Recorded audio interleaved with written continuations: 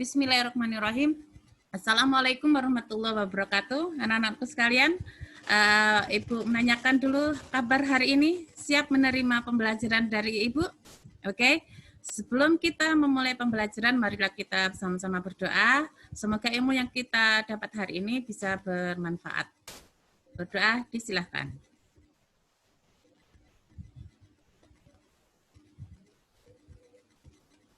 Selesai. Oke. Bahasan kemarin materi kita tentang bilangan pangkat.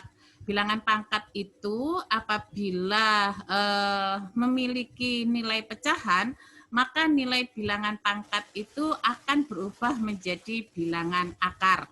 Wow, tentang apa kita mempelajari hari ini? Oke, Ibu akan izin share dulu materi yang akan kita bahas. Sebentar ya.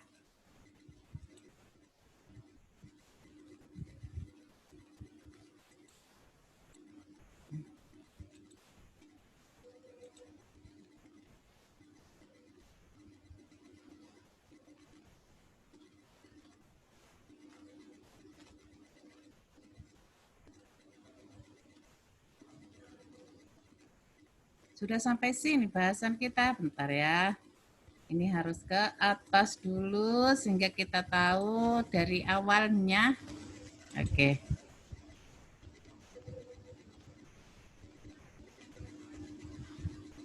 Bilangan akar, bilangan rasional, dan irasional. Kompetensi dasarnya masih sama dengan bahasan yang kemarin, tapi yang akan kita bahas sekarang itu tentang bilangan akar yang masuk ke dalam bentuk bilangan rasional, irasional, dan mungkin yang akan kita kalian itu adalah menyederhanakan bentuk akar.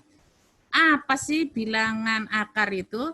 Apabila ada suatu bilangan desimal 0,1231, nah dan seterusnya, apakah bilangan desimal itu bisa diubah menjadi bentuk bilangan pecahan berapa per berapa gitu? Jawabannya adalah bisa. Nah, seperti apa?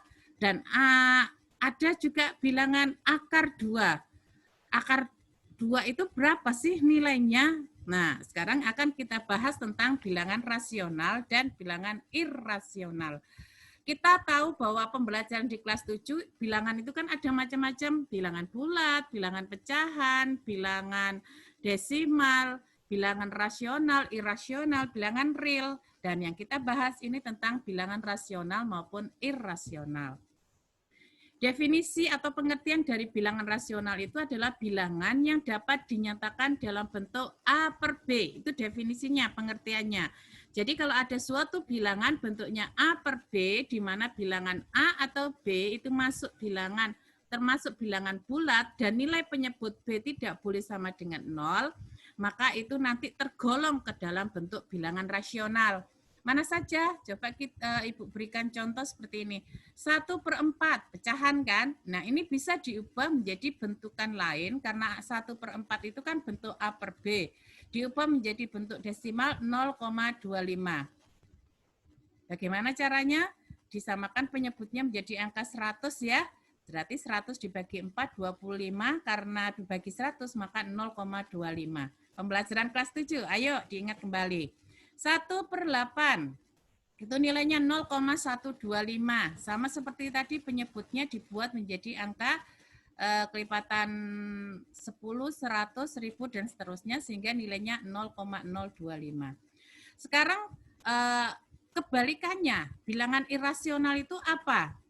Bilangan yang tidak dapat dinyatakan dalam bentuk A per B. Tidak dapat, itu artinya bilangannya nantinya tidak akan membentuk A per B. Kita buktikan nilai pi itu 3,14. Kalau dijadikan bentuk pecahan, maka nilainya bukan merupakan bilangan bulat ya. Akar 6, kalau kita cari di kalkulator hasilnya 2,44 sekian. Nah, tidak sama nilai penyebut di belakang koma. Nah, ini tidak berulang dan sebagainya, tidak berurutan. Nantinya akan menghasilkan bentukan yang tidak merupakan bentuk pecahan A per B. Ya. Nah, sekarang kita coba 0,666. Apa apakah itu merupakan bilangan rasional? Kita buktikan, kita misalkan 0,66 itu adalah bilangan X. Nah, sekarang karena kita memisalkan X itu 0,66, berarti kita harus buat dulu satu pernyataan lagi. Jika 0,66 itu kita jadikan nilai komanya mundur, berarti kita kalikan 10. Nah, 10X itu artinya 6,66. Kemudian pemisalannya kita masukkan di bagian bawah, kita operasikan ke bawah. Ini agak ada garisnya, kemudian pengurangan. 10 dikurangi 1 hasilnya 9X. 6,66 dikurang 0,66 hasilnya 6. Maka nilai X saja 6/9. Kalau disederhanakan 2/3. Karena definisi nilainya 2/3 itu memenuhi kuota pengertian dari bilangan rasional, maka 0,66 itu merupakan bilangan rasional. Nah, sekarang kalau misalnya bukan merupakan bilangan irasional dari bentuk bilangan desimal atau bentuk bilangan akar, bagaimana? Misalnya akar 2. Akar 2 itu tidak bisa diubah menjadi bentuk A per B, jadi harus dicari dengan menggunakan kalkulator, hasilnya 1,41 dan seterusnya. Nah, ini adalah contoh-contoh bentukan desimal bilangan akar dan diubah menjadi bentuk bilangan pecahan. Nah, yang akan kita bahas ini bilangan akar. Bagaimanakah bilangan akar itu? Bilangan akar itu adalah bilangan yang dapat diselesaikan dalam bentuk bilangan akar itu memenuhi definisi ini. Ini bacanya adalah akar A pangkat 2, maka dia akan berubah menjadi bilangan bulat. Kenapa demikian? Kalau di dalam bilangan akar itu ada pangkat 2, maka nilai akarnya itu disederhanakan tidak ada sehingga berubah menjadi bilangan bulat. Dengan asumsi bahwa nilai A itu anggota bilangan asli. Tuh ya. Oke. Bilangan yang memenuhi definisi ini dan merupakan bagian dari bilangan rasional itu merupakan bilangan akar. Ini contohnya bilangan akar. Akar 8, akar 1,6, akar 25. Bu, ini bentuknya pecahan, enggak masalah. Tapi ini kan bisa diselesaikan menjadi bentukan yang lain. Ya, paham ya? Oke. Sekarang kalau misalnya dari bentukan akar itu kita mau menyederhanakan bentuk akar, bagaimana? Jika suatu bilangan di dalam akar itu memenuhi kuota bentuk suatu kalimat matematika operasi perkalian, maka bilangan itu bisa disederhanakan atau bisa diubah menjadi bentuk perkalian bilangan akar seperti ini. Akar A kali B itu sama artinya itu adalah akar A kali. Nah, nilai bilangan akarnya untuk bagian ini dipecah akar A kali akar B. Nah, itu adalah bentuk penyederhanaannya. Contohnya, akar 176. Kita cari bentuk perkalian 176 itu yang salah satu bilangannya itu bisa dikuadratkan jika masukkan dalam bilangan akar.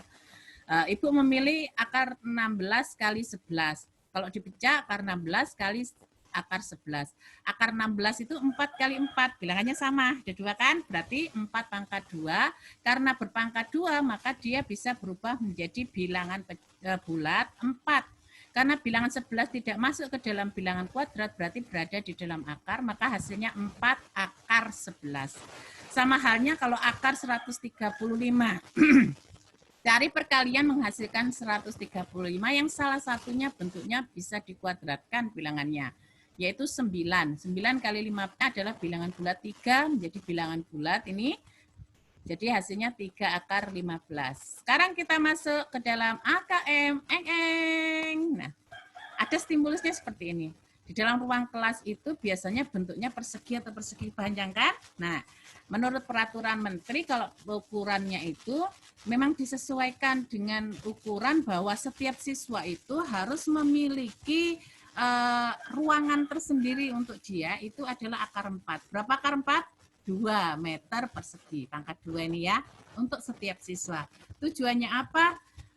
Setiap siswa itu memiliki lingkungannya sendiri, itu 2 meter persegi, supaya pergerakan siswa itu lebih leluasa dan sirkulasi udaranya bisa terganti dengan baik.